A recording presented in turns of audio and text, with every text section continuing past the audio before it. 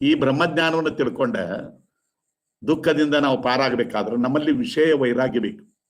ವಿಷಯಗಳ ಒಳಗ ಸುಖ ಇಲ್ಲ. ಆಶಾನ ಜೀರ್ಣ ವಯಮೇವ ಜೀರ್ಣ ಭೋಗಾನ ಭೋಕ್ತ ವಯಮೇವ ಭೋಕ್ತ ಹವಿಷ ಕೃಷ್ಣ ವರ್ತಮ. ಈ ವಿಷಯ ಭೋಗ ಮಾಡ್ತೀವಲ್ಲ, ಶರೀರ ಜೀರ್ಣ ಆಗ್ತದೆ ಹೊರತಾಗಿ ಆಶಾ ಜೀರ್ಣ. ನಾವು ವಿಷಯ ವಸ್ತುಗಳು ಭೋಗ ಮಾಡ್ತೀವಿ, ಅವುಗಳನ್ನ ಉಂಡು ತೀರಿಸ್ತೀವಿ ಅಂತೀವಿ. ಅವ ನಮ್ಮನ್ನು ಉಂಡು ತೀರಿಸ್ತಾವ. ಇವೆಲ್ಲ ಜ್ಞಾನೇಂದ್ರಿಯ ಹೆಂಗದಾವ ಅಂದ್ರೆ ಬೆಂಕಿ ಇದ್ದಂಗ ಅದಾವ. ಕಣ್ಣಾಗ ರೂಪ ಹೆಂಗಾಗ್ತದೆ ಹಂಗ ರೂಪ ನೋಡ್ಬೇಕಂತ ಬೆಂಕಿ ಹೆಚ್ಚಾಗ್ತದೆ, ಮೂಸ್ಬೇಕಂತ ಬೆಂಕಿ ಹೆಚ್ಚಾಗ್ತದೆ, ರುಚಿ ನೋಡ್ಬೇಕಂತ ಬೆಂಕಿ ಹೆಚ್ಚಾಗ್ತದೆ, ಮುಟ್ಟಬೇಕಂತ ಬೆಂಕಿ ಹೆಚ್ಚಾಗ್ತದೆ, ಕೇಳಬೇಕಂತ ಬೆಂಕಿ ಹೆಚ್ಚಾಗ್ತದೆ. ಯಾವಾಗಪ್ಪ ನೀವು ಸುಖ ಶಾಂತಿಯನ್ನು ಪಡೆಯೋದು? ಅದಕ್ಕೆ ವಿಷಯಗಳ ವ್ಯಾಮೋಹ ತೆಗಿಬೇಕು. ಅದರಾಗಿಲ್ಲ ಅಂದ್ರೆ ಎಲ್ಲಿದ್ದಿತ್ತು? ಹಂಗಾರೆ ಆತ್ಮನೊಳಗಿದ್ದಿತ್ತು. ಆತ್ಮನೊಳಗಿದ್ದಿತ್ತು ಅಂದ ಮ್ಯಾಗ ಆತ್ಮನ ಧ್ಯಾನ ಮಾಡ್ತಾನೆ ನಾವು. ಆತ್ಮನ ಧ್ಯಾನದಿಂದ ಆತ್ಮನ ಜ್ಞಾನ ಆಗ್ತದೆ. ಮತ್ತು ದೇಹ ಭಾವವನ್ನು ಮೀರಬೇಕು. ದೇಹ ಭಾವ ಇತ್ತಂದ್ರೆ ಹಸಿವು, ನೀರಡಿಕೆ, ಚಳಿ, ಬಿಸಿಲು, ಶೆಕಿ, ಅಪಮಾನ, ರೋಗ, ಮುಪ್ಪು, ಆಶಾ, ಭಯ, ದೇಹ ಭಾವವನ್ನು ತೆಗಿಬೇಕು. ದೇಹ ಭಾವನ ತೆಗಿಬೇಕಂದ್ರೆ ನಾ ದೇಹ ಅಲ್ಲ, ನಾ ಆತ್ಮ ಅಂತ ತಿಳ್ಕೋಬೇಕು. ಆತ್ಮ ಭಾವದಲ್ಲಿ ನೆಲೆಯಾಗಿ ನಿಲ್ಬೇಕು. ಆತ್ಮ ಸಂಸ್ಥಂ ಮನ ಕೃತ್ವ ನ ಕಿಂಚಿದಪಿ ಚಿಂತೆಯೇತ್.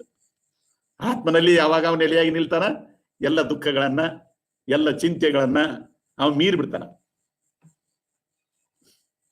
ಮತ್ತೆ ಇದು ಯಾವ ಬ್ರಹ್ಮಜ್ಞಾನದ ಜೀವಂತಿದ್ದಾಗನ ಮಾಡ್ಕೋಬೇಕ. ಪುಸ್ ಅಂತಿದ್ದ ಗಾಳಿ ಹೋತಂದ್ರ ಮತ್ತೆ ಯಾವ್ದ್ರ ಜನ್ಮ ಬಂತ ಏನ್ ಮಾಡೋದು? ಬೆಕ್ಕ ಬಂತಂದ್ರೆ ಹುಳ ಹುಡ್ಕೋದ್ರಿ, ನಾಯಿ ಜನ್ಮ ಬಂತಂದ್ರೆ ರೊಟ್ಟಿ ಗಂಟು ಹುಡ್ಕೋದ್ರಿ. ಇದೆಲ್ಲಿ ಸಿಗ್ತದ್ರಿ? ಎಂಥ ಮಾನವ ಜನ್ಮ! ಏನ್ ಕೆಡಿಸಿ ಬಿಟ್ಟೀರಪ್ಪ, ಏನ್ ಕೊಟ್ರ ಸಿಕ್ಕಿತ್ರಪ್ಪ, ಹುಚ್ಚಪ್ಪಗಳಿರ. ಅದಕ್ಕೆ ಜೀವಂತಿದ್ದಾಗನ ಮುಕ್ತಿ, ಸತ್ ಮ್ಯಾಗ ಮುಕ್ತಿ ಇಲ್ಲ.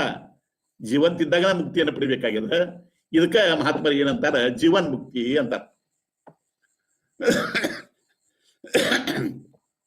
ಹಂಗ ನಚಿಕೇತ ಈ ಕಠೋಪನಿಷತ್ತಿನಲ್ಲಿ ಒಂದು ವಿಷಯ ಬರ್ತದೆ. ಏನಂತಂದ್ರ ಶ್ರೇಯಸ್ಸು ಮತ್ತು ಪ್ರೇಯಸ್ಸು. ಈ ಪ್ರಪಂಚದೊಳಗ ಎರಡು ಮಾರ್ಗಗಳು. ಪ್ರೇಯಸ್ ಅಂದ್ರ ವಿಷಯ ಭೋಗದ ಮಾರ್ಗ. ಚೈನಿ ವಿಷಯ ವಸ್ತುಗಳನ್ನ ಚೈನಿ ಮಾಡೋದು, ಸುಖವನ್ನು ಪಡಿಬೇಕನ್ನೋದು ಏನದಲ್ಲ, ಇದು ಪ್ರೇಯಸ್ಸು. ಈಗ ನಾವೆಲ್ಲ ವಿಷಯ ಭೋಗವನ್ನು ಮಾಡಿವರೆ ಎರಡು ಸುಖ ಸಿಕ್ಕತ್ತೆ. ಈ ಪ್ರೇಯಸ್ ಮಾರ್ಗದಿಂದ ಸುಖನ ನಮಗೆ ಸಿಗುವುದಿಲ್ಲ. ಅದಕ್ಕೆ ಈ ಪ್ರೇಯೋ ಮಾರ್ಗವನ್ನ ಯಾರು ಅನುಸರಣೆ ಮಾಡ್ತಾರಂದ್ರ ಅಜ್ಞಾನಿಗಳ, ತಿಳುವಳಿಕಿಲ್ಲದವರು ಇದನ್ನ ಅನುಸರಿಸುತ್ತಾರೆ.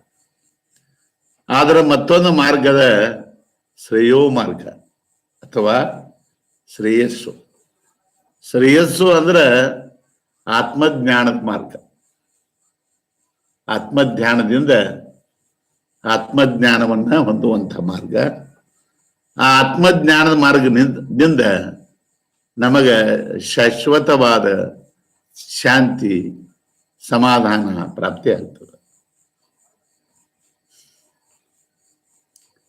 ಈಗ ನೋಡ್ರಿ, ಆತ್ಮ ಹೆಂಗ